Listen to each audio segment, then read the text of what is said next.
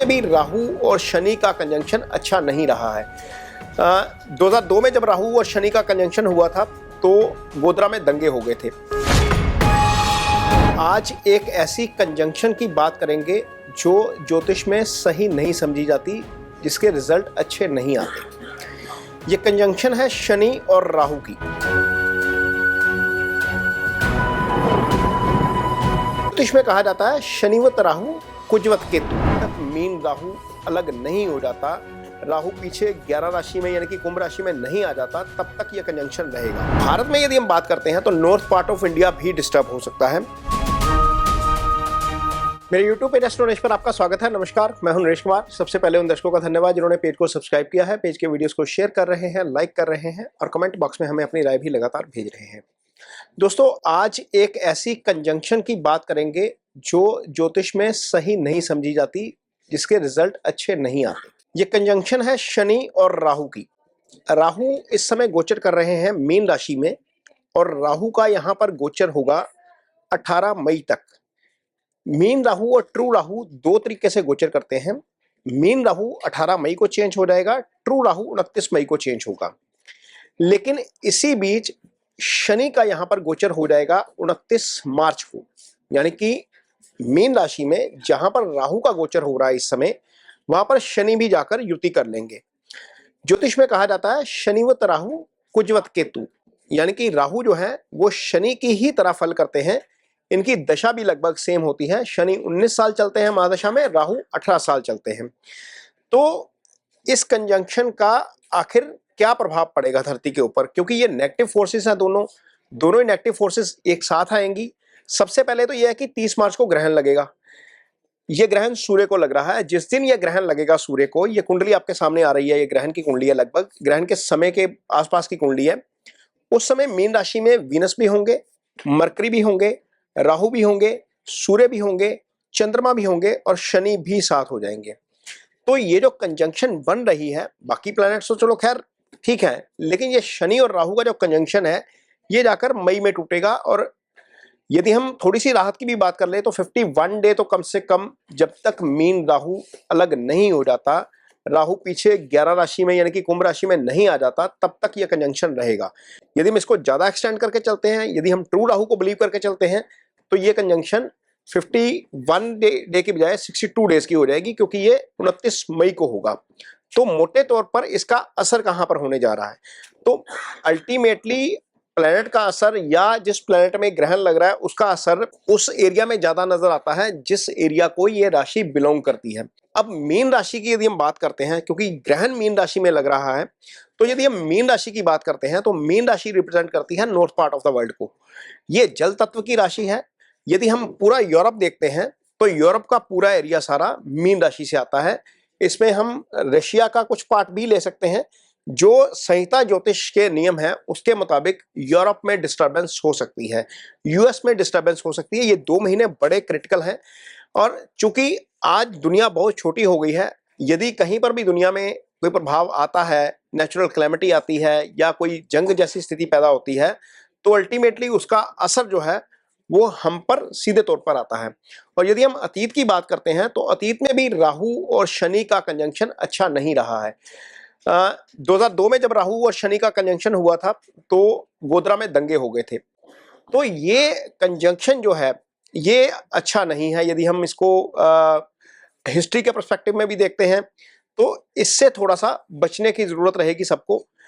भारत में यदि हम बात करते हैं तो नॉर्थ पार्ट ऑफ इंडिया भी डिस्टर्ब हो सकता है। नॉर्थ पार्ट ऑफ इंडिया जो है वो आपका जितना भी हिमालय का एरिया आता है हमारा, वो नॉर्थ पार्ट ऑफ इंडिया हम मान के चलते हैं संहिता ज्योतिष के नियमों के मुताबिक। अब हिमालय के एरिया में कहाँ हम पहुंच जाते हैं, हम पहुंचते हैं उत्तराखंड में, हिमाचल में, जम्मू कश्मीर का कुछ हिस्सा, इवन पाकिस्तान का जो एरिया, जो हिली एरिया है, वो भी नॉर्थ में आ जाता है। यदि हम साउथ से ऊपर को चलते हैं, इंडिया के नक्शे को रखकर चलते हैं, तो नॉर्थ ईस्ट वाला कुछ एरिया भी नॉर्थ में आएगा। तो यहाँ पर कुछ ना कुछ डिस्टर्बेंस हमें देखने को मिल सकती है। ये चीजें भारत में हो सकती हैं और north part of the world तो डिस्टर्ब हो ही सकता है। अब ये तो इसका इम्पैक्ट है कि धरती के ऊपर किस तरीके का जो नेगेटिव फोर्स इकट्ठी हो रही है, जल तत्व की राशि में इकट्ठी हो रही है, तो उसका असर धरती पर है। लेकिन क्या ये आपकी कुंडली को भी प्रभावित कर सकता है? तो बिल्कुल कर सकता है। सबसे पहली राशि तो ऑब्वियसली मीन ही होगी, क्योंकि मीन राशि के ऊपर ही ये कंजंक्शन बन रहा है। जिनका चंद्रमा मीन राशि का है उनको थोड़ा सा माइग्रेन से संबंधित इशू जरूर हो सकता है, सर दर्द से संबंधित इशू हो सकता है, मानसिक तनाव ज्यादा बढ़ सकता है, क्योंकि इतने सारे ग्रह एक ही राशि में आकर बैठ जाएंगे। तो मीन राशि के लिए यदि हम शुक्र की बात करते हैं तो शुक्र अष्टमेश हो जाते हैं। बुध की बात करते हैं तो बुध मारक स्थान के स्वामी हो जाते हैं, सप्तम के स्वामी हो जाते हैं, वो भी वहीं पर रहेंगे। सूर्य की बात करते हैं, सूर्य छठे भाव के स्वामी हो जाते हैं, छठे भाव का स्वामी, अष्टम भाव का स्वामी सारा ही राशि के ऊपर रहेगा, तो निश्चित तौर पर उसका असर आपकी हेल्थ के ऊपर आ सकता है। इसलिए हेल्थ को लेकर थोड़ा सा मीन राशि के जातकों को कम से कम 2 महीने सजग हो जाना चाहिए। ड्राइविंग थोड़ी सी संभल कर करें, कहीं ऊपर चढ़ रहे हैं, उतर रहे हैं, इस बात का ध्यान रखें। सीक्रेसी आपकी कॉम्प्रोमाइज हो सकती है, पासवर्ड थोड़े से अपने मेंटेन रखिएगा, यानी कि पासवर्ड चेंज करते रहिए, कहीं ना कहीं धन का नुकसान भी हो सकता है। ये आपको थोड़ा सा जरूर ध्यान में रखना पड़ेगा। ये मीन राशि के जातकों के लिए होगा, क्योंकि ये कंजंक्शन बहुत नेगेटिव है। तो दूसरी राशि जिसके ऊपर इसका असर हो सकता है, निश्चित तौर पर कन्या राशि, क्योंकि सारे ग्रहों की दृष्टि सामने कन्या राशि के ऊपर पड़ रही है। तो कन्या राशि के जितने भी जातक हैं उनको भी थोड़ा सा हेल्थ का जरूर ध्यान रखना चाहिए।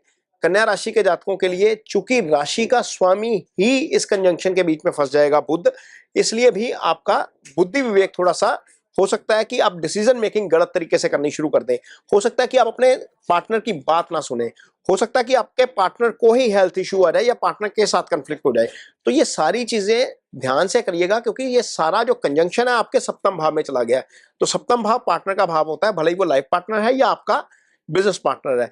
तो इस स्थिति में डिसीजन मेकिंग करते वक्त एक सेकंड ओपिनियन जरूर लीजिएगा कन्या राशि के जातक, ये आपके लिए बहुत अच्छा होगा। हालांकि कन्या राशि के जातक जो है वो बुध के प्रभाव में रहते हैं, यानी कि ये बुध की राशि है और बुद्धि विवेक इनके पास काफी होता है, लेकिन चूंकि बुध भी प्रभाव में आ जाएगा तो लिहाजा थोड़ा सा ध्यान रखने की जरूरत जरूर पड़ेगी। आपको इस चीज का जरूर ध्यान रखना चाहिए। अगली राशि जिसको इसका ध्यान रखना चाहिए वो है मेष राशि। मेष राशि के जातकों के लिए पहले तो 7.5 शुरू हो रही है, इसी दिन शुरू हो जाएगी। दूसरा, 12वें भाव में इतने सारे प्लैनेट आ गए। 12वां भाव आपके हॉस्पिटलाइजेशन का भाव होता है, 12वां आपके खर्चे का भाव होता है। 12वें से हम विदेश यात्रा का विचार करते हैं। जो लोग विदेश में जा रहे हैं इस अवधि में, वो खास तौर पर ध्यान रखें मेष राशि के जातक कि वहां पर कहीं ना कहीं कोई प्रॉब्लम में ना फंस जाए। इसलिए इस चीज का आपको जरूर ध्यान रखना पड़ेगा। मेष राशि के जातकों के लिए जितने भी ग्रह हैं सारे छठे भाव को देखेंगे। अब जब छठे भाव को इतने सारे ग्रह देख रहे हैं तो निश्चित तौर पर आपका छठा भी एक्टिव है। छठा रोग ऋण शत्रु का भाव होता है।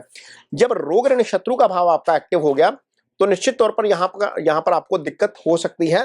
किसी की फाइनेंशियल गारंटी, किसी की लीगल गारंटी मत लीजिए।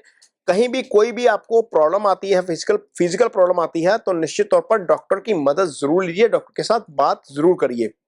ये बहुत जरूरी है, क्योंकि ये कंजंक्शन बहुत मींस नेगेटिव कंजंक्शन है। ये अपने आप में ही नेगेटिव है और 12वें भाव में इतने सारे ग्रहों का गोचर में चले जाना भी नेगेटिव चीज हो जाती है। अगली राशि जिसको इसका असर पड़ सकता है और खराब असर पड़ सकता है वो है सिंह राशि। सिंह राशि के जातकों के लिए ये गोचर जो है वो अष्टम भाव में हो रहा है, यानी कि अष्टम भाव में ये कंजंक्शन बनेगी। अष्टम आपका मेजर लॉस का भाव है, आपके एक्सीडेंट का भाव है। यहां से जब सारे ग्रह देखते हैं तो आपके कुटुंब भाव, आपके धन भाव, आपकी वाणी वाले भाव को देखते हैं। इस अवधि में आपका टेम्परामेंट बहुत हाई साइड जा सकता है, आपका रिएक्शन बहुत अवर हो सकता है, आपकी सीक्रेसी कॉम्प्रोमाइज हो सकती है, आपको कोई ऐसी समस्या आ सकती है जिसका आपको लॉन्ग टर्म में इलाज करना पड़े, यानी कि लंबी अवधि में जो के लिए जो बीमारी आती है वो हम अष्टम भाव से देखते हैं। वहां पर अष्टम में इतने सारे ग्रहों का आ जाना निश्चित तौर पर कोई ना कोई शारीरिक समस्या पैदा कर सकता है। अष्टम भाव यदि हम बॉडी को एनालाइज करते हैं पूरी, तो अष्टम भाव आपका जेनेटिकल पार्ट होता है। किसी भी चाहे वह भले आप मेल हैं या फीमेल हैं, आपको यूरिन से संबंधित समस्या हो सकती है, आपको स्टूल से संबंधित, डाइजेशन से संबंधित इश्यू हो सकता है, आपको लोअर बैक से संबंधित इशू हो सकता है। तो ये चीजें थोड़ी सी आपको ध्यान में रखनी पड़ेंगी। इन 2 महीनों में खासतौर पर जरूर ध्यान रखिए, क्योंकि ये कंजंक्शन बहुत अच्छा नहीं है। हालांकि जिनकी कुंडली में ये केंद्र त्रिकोण में बनेगा ये योग, उनके लिए भी बहुत ज्यादा चीजें अच्छी नहीं है। लेकिन चूंकि 4 राशियां जिनके राशि के ऊपर से है, जिनके राशि के सामने है, जिनके 8वें भाव में है, जिनके 12वें भाव में है, ये कंजंक्शन अच्छा नहीं है। छठे भाव में तो खैर पाप ग्रहों का गोचर अच्छा होता है, लेकिन फिर भी जितनी भी बाकी भी राशियां हैं वो थोड़ा सा रेमेडी जरूर करके चलिए। ओम शन शनिश्चराय नमः का जप जरूर करिए, क्योंकि शनि की स्थिति खराब हो रही है। यहाँ पर शनि यदि आपकी कुंडली में खराब होते हैं तो उसके नेगेटिव रिजल्ट आपको देखने को मिलते हैं। तो 2 महीनों के लिए, जब तक राहु आगे नहीं निकल जाते, शनि की राशि में नहीं चले जाते, 31 मई तक ये एग्जैक्ट स्थिति है। हालांकि जो मीन राहु है वो 18 मई को ही चेंज हो जाएंगे, लेकिन इसके बावजूद हम 11 दिन आगे मान कर चलेंगे। तो क्योंकि जब भी कोई ग्रहण लगता है तो उसका इंपैक्ट कम से कम 2 महीने तो जरूर ही रहता है। तो ये वीडियो सिर्फ आपको अलर्ट करने के लिए, आपको बताने के लिए ये बनाया गया है। इसमें कहीं नेगेटिव होने की आपको जरूरत नहीं है, लेकिन हाँ, थोड़ा सा अलर्ट जरूर रहना चाहिए आपको। उम्मीद करते हैं कि ये वीडियो आपको पसंद आएगा। यदि ये वीडियो पसंद आए तो इसे शेयर जरूर करिए, पेज को सब्सक्राइब जरूर करिए। इसके साथ ही मुझे दीजिए इजाजत। नमस्कार।